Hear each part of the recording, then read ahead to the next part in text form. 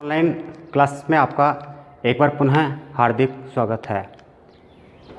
जैसा कि हम देख रहे थे फिजिक्स वाला चैप्टर विद्युत धारा, और उसमें पिछली जो कक्षा थी अपनी उसमें बताया गया था श्रेणी क्रम संयोजन और पार्श्व क्रम संयोजन के बीच में तुलनात्मक अंतर।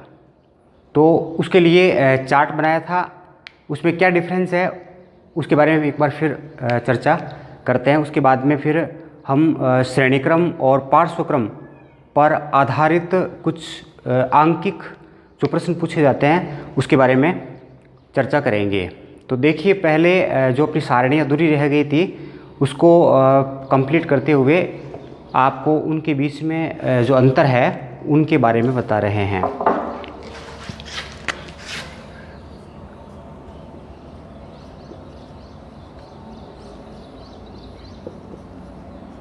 श्रेणी क्रम संयोजन और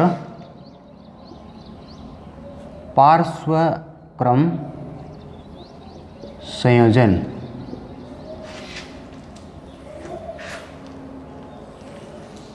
इनके बीच में क्या अंतर है। पहला अंतर बताया था आपको इनकी परिभाषा को लेके। इसकी परिभाषा क्या होती है? यदि दिए गए परिपथकों को इस तरह से जोड़ा जाए कि प्रथम प्रतिरोधक का दूसरा सिरा दूसरे प्रतिरोधक के पहले सिरे से और दूसरे प्रतिरोधक का दूसरा सिरा तीसरे प्रतिरोधक के प्रथम सिरे से यदि संयोजित किया जाता है तो इसे श्रेणी क्रम संयोजन कहते हैं। और इसकी जो परिभाषा थी उसमें बताया था कि दिए गए सभी प्रतिरोधकों को इस तरह से संयोजित किया जाता है जिससे कि उनके सभी के प्रथम सिरे एक ही बिंदु ए या फिर एक्स कुछ भी मान लीजिए उस पर जोड़े जाएं, तथा दूसरे सिरे जो है वो एक अन्य बिंदु बी या फिर वाई मान लीजिए उस पर यदि जोड़े जाएं तो उसको पार्श्व क्रम संयोजन कहेंगे। ये परिभाषा वाला पहला अंतर था। इसमें प्रतिरोधकों का संयोजन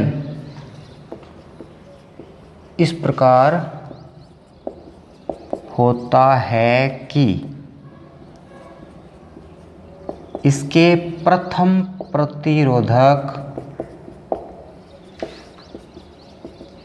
का दूसरा सिरा दूसरे प्रतिरोधक के प्रथम सिरे से तथा दूसरे प्रतिरोधक का दूसरा सिरा तीसरे प्रतिरोधक के प्रथम सिरे से जुड़ा रहता है। समझ गए? इसमें प्रतिरोधकों की संयोजन जो इस प्रकार होता है कि इसके प्रथम प्रतिरोधक का दूसरा सिरा दूसरे प्रतिरोधक के प्रथम सिरे से और दूसरे प्रतिरोधक का दूसरा सिरा तीसरे प्रतिरोधक के प्रथम सिरे से जुड़ा रहता है, यानी 1 by 1 एक के बाद एक। इस क्रम को क्या कहेंगे? श्रेणी क्रम। ये इसकी परिभाषा है हो गई। और इसका जो अंतर होगा वो इसकी परिभाषा देके बताएंगे। पार्श्व क्रम संयोजन में क्या होता है? इसमें दिए गए प्रतिरोधकों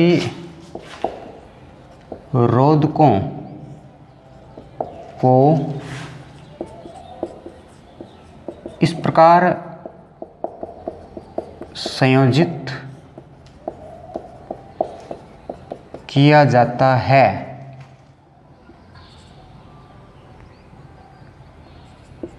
जिसमें सभी प्रतिरोधकों के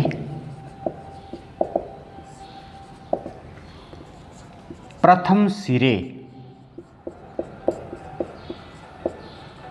एक ही बिंदु पर तथा दूसरे सिरे एक अन्य बिंदु पर संयोजित रहते हैं। चित्र के द्वारा इसको जान सकते हैं हम।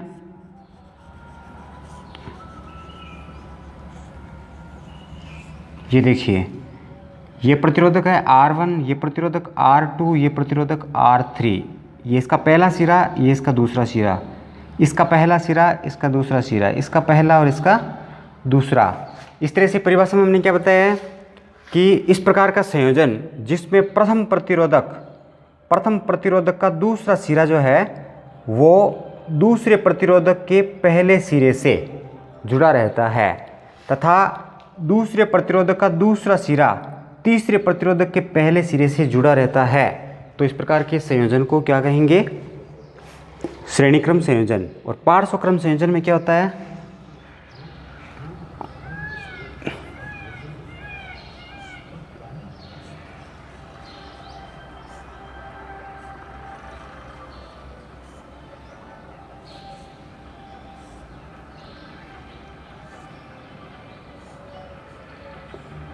ये तीन प्रतिरोधक है R1, R2 और R3।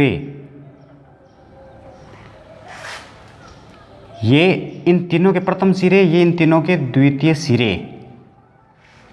तो इन सभी के प्रथम सिरे एक ही बिंदु A पे जुड़े हुए हैं, सभी के दूसरे सिरे एक अन्य बिंदु B पे जुड़े हुए हैं। तो इस प्रकार का संयोजन क्या कहलाएगा? पार्श्व क्रम संयोजन कहलाएगा। इसको समांतर क्रम संयोजन भी कहते हैं। अब ये चित्र यहाँ से मिटा देते हैं और दूसरा जो अंतर है वो यहाँ पे लिखते हैं। दूसरा अंतर आपको बताया था, इसमें सभी प्रतिरोधकों में प्रवाहित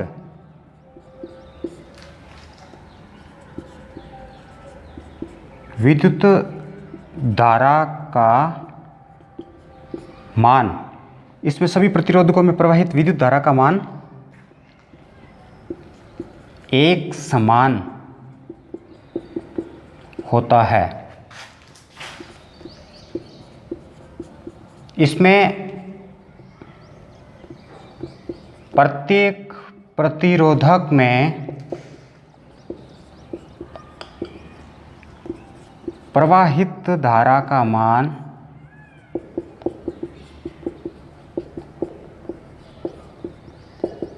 भिन्न भिन्न होता है। समझ गए? और तीसरा जो अंतर है वो है इसमें प्रत्येक प्रतिरोधक के सिरों के बीच विभवांतर भिन्न भिन्न होता है।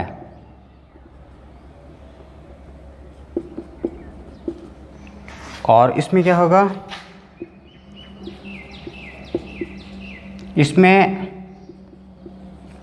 सभी प्रतिरोधकों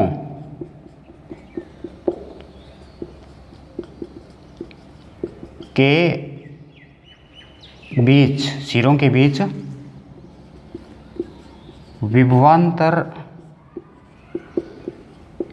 का मान एक समान होगा। ये हो गए तीन अंतर। और चौथा अंतर क्या है इसमें?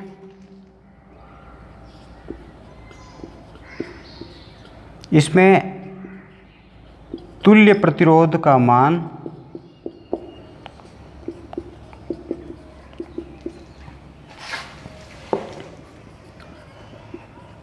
सबसे बड़े प्रतिरोधक से भी बड़ा होता है। और इसमें क्या होगा, इसमें तुल्य प्रतिरोध का मान सबसे छोटे प्रतिरोधक से भी छोटा होता है। ये 4 इसमें अंतर है। तो पहले वाला आपको बता दिया था चित्र बना के, और दूसरा है इसमें सभी प्रतिरोधकों में प्रवाहित विद्युत धारा का मान जो है वो एक समान होता है। तो इसका जो चित्र है उसके हिसाब से देखते हैं। ऐसा इसका चित्र है। ये R1 है, ये R2 है और ये R3 है, और इसमें I मान की धारा बह रही है। तो वो I मान की धारा R1 में जितनी बहेगी वही R2 में बहेगी और वही R3 में बहेगी। सभी में धारा का मान कैसा है, इक्वल, परंतु इसमें विभवांतर का मान सब में अलग अलग होगा।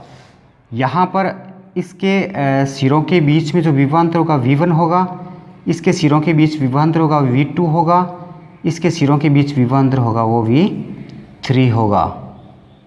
तो ये ऐसा होता है श्रेणी क्रम में, धारा का मान समान, विभवांतर का मान अलग अलग। और इसके विपरीत इसमें क्या होगा, पार्श्व क्रम में प्रत्येक प्रतिरोधक में प्रवाहित धारा का मान भिन्न भिन्न होता है। इसके लिए चित्र देखिए, ये R1, ये R2 और ये R3।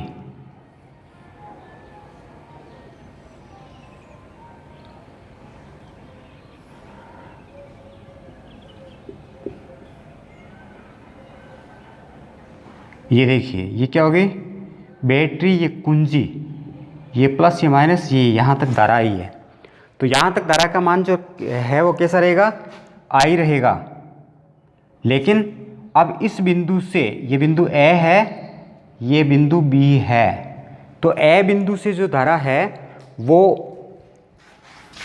R1, R2 और R3 क्या तीनों के लिए एक समान रहेगी? नहीं, यहाँ तक इस पॉइंट तक समान रहेगी।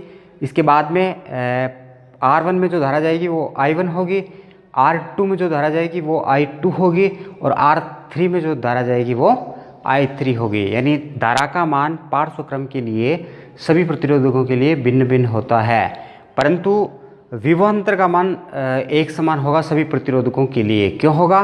क्योंकि सभी के प्रथम सिरे एक ही बिंदु A पे कनेक्ट है और सभी के दूसरे सिरे एक अन्य बिंदु B पे कनेक्ट हैं। इसीलिए पॉइंट अपने पास कितने बन गए, 2 ही बने ना, एक A और एक B। इनके बीच में हम वोल्टमीटर को जोड़ देंगे तो जितना विभवांतर R1 प्रतिरोधक के सिरों के बीच है उतना ही R2 के सिरों के बीच है और उतना ही R3 के सिरों के मध्य होगा। तो इसके लिए वोल्टमीटर जो है वो अलग अलग नहीं लगेगा, बल्कि एक ही वोल्टमीटर लगेगा, क्योंकि यहाँ पे किसका मान इक्वल है, विभवांतर का। तो ये वोल्टमीटर यहाँ पे लगा देंगे। ऐसा आपने तुल्य प्रतिरोध श्रेणी क्रम और समांतर क्रम के लिए तुल्य प्रतिरोध ज्ञात करने वाला जो सूत्र व्युत्पत्ति कीजिए ऐसा हमने पढ़ा था ना, उसमें इस तरह के डायग्राम्स आपको बना के दिखाए थे। तो अंतर पूछ ले तो ये चारों अंतर आप इसमें बता देंगे।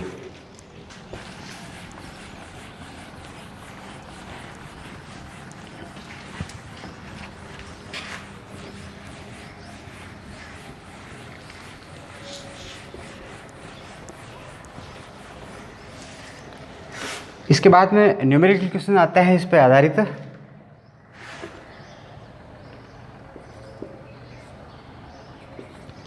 एक क्वेश्चन मैं दे रहा हूँ अपनी तरफ से और फिर उसको हल करेंगे।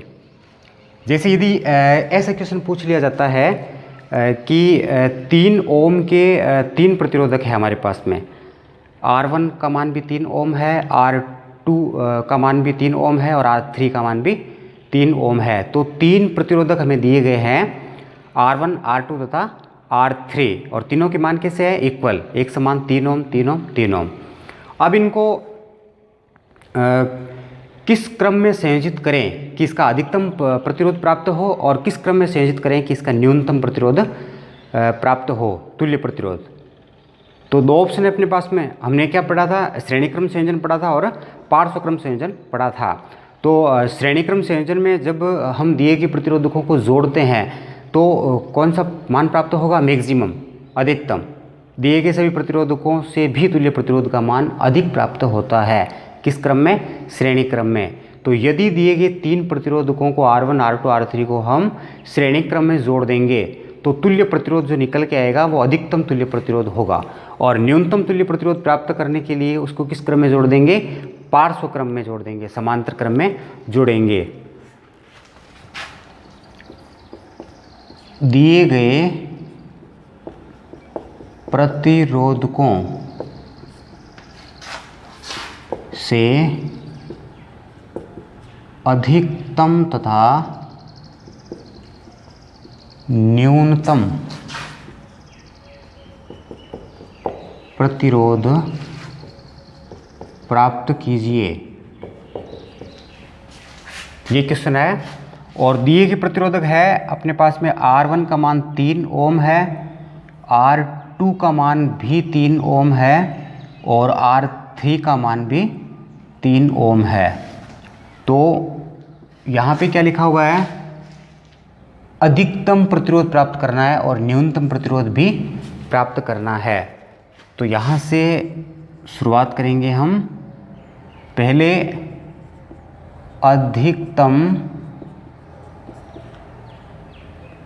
तुल्य प्रतिरोध प्राप्त करने के लिए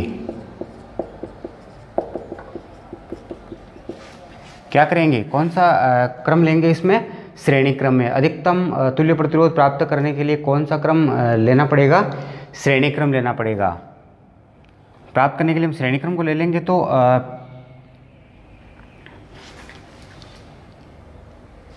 इसमें लिख लेते हैं लाइन। अधिकतम तुल्य प्रतिरोध प्राप्त करने के लिए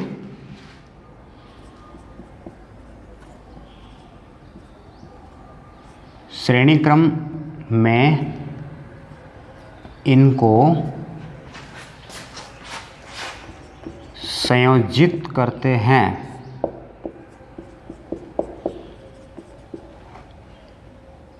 तो अपने पास में ये तीनों इक्वल है। श्रेणी क्रम संयोजन के लिए तुल्य प्रतिरोध ज्ञात करने का फॉर्मूला क्या होता है? R = R1 + R2 + R3। तो ये R1 + R2 + R3 ये अपने पास में फॉर्मूला है। मान रख लेंगे R = 3 + 3 + 3 या फिर R का मान क्या हो जाएगा? 9 ओम। तो अधिकतम तुल्य प्रतिरोध प्राप्त हुआ है 9। और किस क्रम से मिला है ये हमें? श्रेणी क्रम से। अब न्यूनतम प्रतिरोध प्राप्त करना है।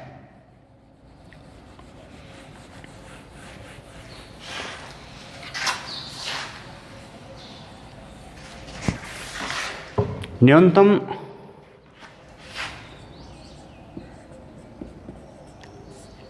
तुल्य प्रतिरोध प्राप्त करने के लिए इनको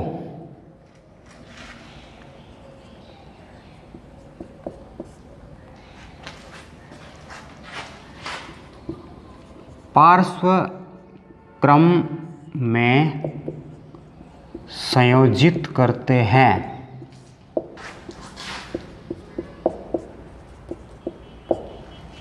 और पार्श्व क्रम के लिए फॉर्मूला क्या होता है? 1/R = 1/R1 + 1/R2 + 1/R3 ये फॉर्मूला होता है। और हमारे पास में मान है तीनों के 3 + 3 + 1/3। अब इसका एलसीएम ले लेंगे तो कितना आएगा? 3 आएगा। और फिर इसका इसमें भाग देके इससे गुणा कर लेंगे। इसका इसमें भाग देने पे 1 प्राप्त हुआ, 1 को 1 से गुणा करेंगे तो 1। इसका इसमें भाग दिया, वही आंसर आएगा। तीनों सेम है तो 1 + 1 ये 1/R का मान अपने पास में आ गया 3/3। ये 1/R का मान है। सिर्फ R का मान क्या आएगा? 3/3 आ जाएगा। नीचे वाली राशि ऊपर चली जाती है, ऊपर वाली नीचे चली जाती है। और चूंकि ये दोनों राशियाँ इक्वल है इसलिए हमें ऐसा लग रहा है कोई चेंज हुआ नहीं है, लेकिन हुआ है। अगर यदि यहाँ पे 6/3 होते तो यहाँ पे क्या हो जाते, 3/6 हो जाते। ऊपर की राशि नीचे चली जाती और नीचे की ऊपर चली जाती। तो R/3/3 और 3/3 जो होता है उसका मान आता है 1 ओम। तो ये न्यूनतम प्रतिरोध हमें प्राप्त हो गया 1 ओम। अधिकतम प्रतिरोध प्राप्त हुआ था 9 ओम। तो किसी भी दिए गए प्रतिरोधकों से हमें अधिकतम तुल्य प्रतिरोध प्राप्त करने के लिए उनको किस क्रम में जोड़ना पड़ेगा, श्रेणी क्रम में संयोजित करना पड़ेगा। और तुल्य प्रतिरोध न्यूनतम प्राप्त करने के लिए किस क्रम में जोड़ेंगे, पार्श्व क्रम में या फिर समांतर क्रम में उसको जोड़ा जाता है। इसके अतिरिक्त एक और क्वेश्चन देखते हैं यहाँ पे।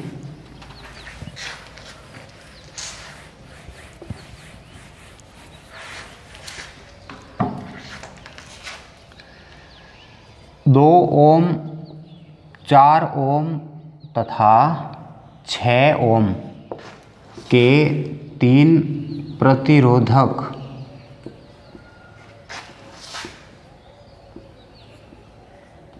श्रेणी क्रम में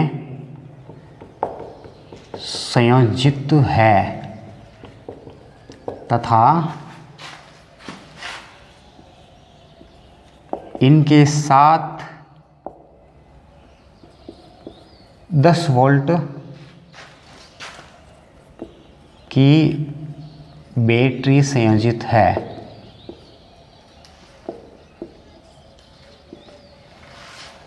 समझ गए? तो निम्न का मान ज्ञात कीजिए। इसमें हमें एक में क्या ज्ञात करना है, तुल्य प्रतिरोध का मान ज्ञात करना है। फिर 2 नंबर में क्या ज्ञात करना है, इसमें श्रेणी क्रम है ये, तो प्रत्येक प्रतिरोधक के बीच धारा का मान भी इसमें ज्ञात करना है। 2 चीज़ें इसमें ज्ञात करते हैं। देखिए इसका जो चित्र बनेगा वो कैसा होगा, ये R1 हो गया, ये R2 हो गया और ये हो गया R3। ये यहाँ पे बैटरी हो गई, ये कुंजी हो गई और ये हो गया एमीटर। और चूंकि ये श्रेणी क्रम है तो सभी प्रतिरोधकों के सिरे पे विभवांतर का जो मान होगा वो अलग अलग होगा। इनको ज्ञात करने के लिए अलग अलग वोल्टमीटर इनके साथ जोड़े जाएंगे। ये R1 है, ये R2 है और ये R3 है। ये प्लस ये माइनस, ये कुंजी ये बैटरी हो गई और ये हो गई कुंजी। बैटरी का जो मान है वो कितना है, 9 वोल्ट है। और यहाँ पे इधर प्लस होगा इधर माइनस होगा, इसमें प्लस इधर माइनस इधर, प्लस माइनस प्लस माइनस। जिस ओर धन इलेक्ट्रोड होता है, एनोड होता है, उस ओर वोल्टमीटर में भी प्लस आएगा, धन इलेक्ट्रोड का सिरा जुड़ा होगा। एमीटर में भी देखिए इधर बैटरी का धन इलेक्ट्रोड है तो एमीटर का धन इलेक्ट्रोड इसके साथ ऊपर की ओर होगा। ये चित्र बनाते समय चिन्हों का ध्यान रखना विशेष तौर पे। तो इस तरह का चित्र बनेगा इसमें। और पूछा क्या है, तुल्य प्रतिरोध का मान पूछा है। तो कौन सा क्रम है ये, श्रेणी क्रम। तो श्रेणी क्रम के लिए तुल्य प्रतिरोध ज्ञात करने का सूत्र इसमें सबसे पहले लगाएंगे। पहले का इसमें उत्तर कर रहे हैं।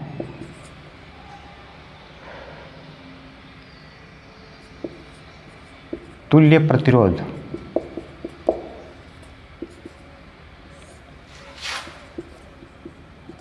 दिए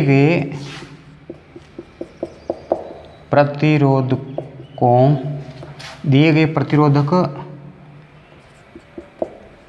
श्रेणी क्रम में संयोजित है, अतः इनका तुल्य प्रतिरोध क्या हो जाएगा, R equal to R1 plus R2 plus R3। R1 का मान कितना है इसमें 2, R2 का मान कितना है 4, R3 का मान कितना है 6। तो जोड़ने में कितने हो गए 2 और 4 6 और 6 12 है ओम हो गए। ये इसका तुल्य प्रतिरोध का मान आ गया। और फिर इसमें दूसरा क्या पूछा है, प्रत्येक प्रतिरोधक के बीच धारा। तो ये कौन सा क्रम है, श्रेणी क्रम। और श्रेणी क्रम के लिए धारा का मान हमने वो जब सारणी बनाई थी उसमें बताया था आपको कि श्रेणी क्रम संयोजन के लिए धारा का मान प्रत्येक प्रतिरोधक में समान होता है। तो प्रत्येक प्रतिरोधक में जो धारा है वो एक समान बहेगी, यानी इसके लिए हम I1, I2 और I3 ज्ञात नहीं करके टोटली जो है वो एक साथ ज्ञात कर सकते हैं। तो ओम के नियम से याद करेंगे, V equal to I R होता है, तो I बराबर क्या हो जाएगा V ओब्लिक R। दूसरा इसमें विद्युत धारा, परिपथ की विद्युत धारा V equal to I R होता है। अतः I equal to V oblique क्या हो जाएगा R हो जाएगा। मान अपने पास V और R दोनों के हैं तो रख लेंगे। I इजिकल टू V का मान कितना इसमें दे रखा था 10 वोल्ट, और R का मान हमने ज्ञात किया था ये।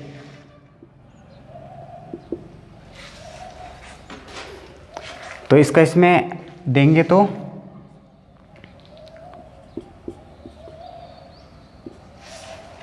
5/6 आ जाते हैं, यानी 1 से इसका मान कम आएगा।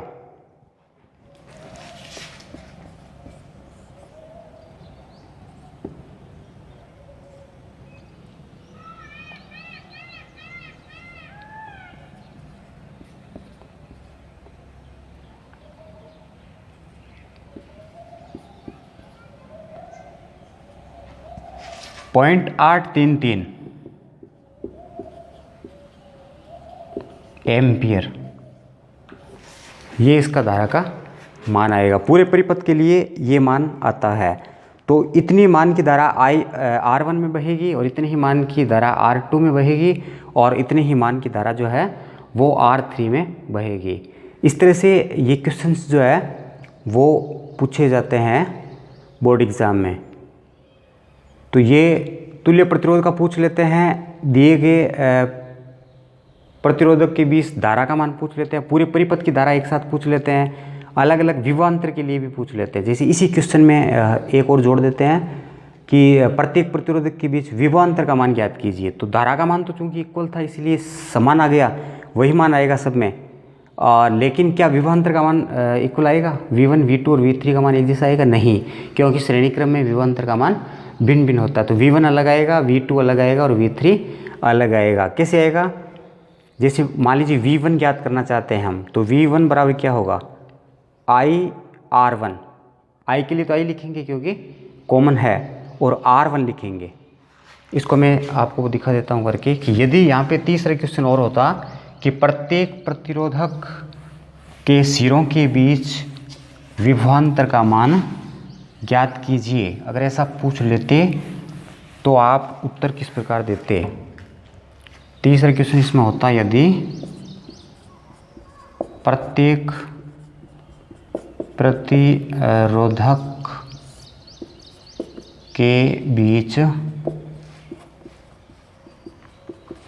विभवांतर ये मान ज्ञात करना है। तो इसमें हम लिखेंगे R1 के सिरों के बीच विभवांतर V1 हो जाएगा। ये V1 is equal to IR1। V1 क्या हो गया? R1 के सिरों के बीच विभवांतर हो गया। I चूँकि इसमें श्रेणी क्रम में I का मान इक्वल होता है इसलिए हम I1, 2, 3 नहीं लगाएंगे, R1 जरूर लगाएंगे। तो इसको जब हल करेंगे तो लिखेंगे V1 इजिकल टू I का मान कितना था 0.83 और इंटू R1 का मान कितना है 2, इसको इससे गुणा कर लेंगे तो अपने पास में V1 का मान आएगा। इसी तरह से हम जब याद करेंगे R2 के सिरों के बीच विभवांतर, R2 के सिरों के बीच विभवांतर वो हो जाएगा V2 = IR2। तो इसके लिए लिखेंगे V2 = 0.83 इंटू R2 का मान कितना है 4 ओम। तो इसका जो है वो यहाँ आ जाएगा। फिर हम लिखेंगे R3 के सिरों के बीच विभवांतर वो होगा V3 = IR3। V3 = 0.83 इंटू ये मान है R3 का, तो हम लिख देंगे 6। इसका जो है वो यहाँ आ जाएगा। इनको हम गुणा करेंगे, इसको इससे गुणा करते हैं तो यहाँ इसका मान आएगा, इसको इससे गुणा करेंगे तो यहाँ इसका मान आ जाएगा, और यहाँ इसको गुणा करेंगे तो यहाँ पर इसका मान आ जाएगा। इस तरह से आप तीनों V1, V2 और V3 जो है वो अलग अलग इस क्रम के लिए ज्ञात कर सकते हैं। इसी तरह के न्यूमेरिकल क्वेश्चन जो है वो इसमें पूछे जाते हैं। ओम के नियम से भी पूछे जा सकते हैं, जैसे I, V और R को लेके पूछे जा सकते हैं। I का मान पूछ लेते हैं, V और R का दे रखा होता है, या फिर V का पूछ लेते हैं, I और R का दे रखा होता है। तो 2-4 क्वेश्चन और बता देंगे आपको, ताकि आपको ये क्लियर रूप से समझ में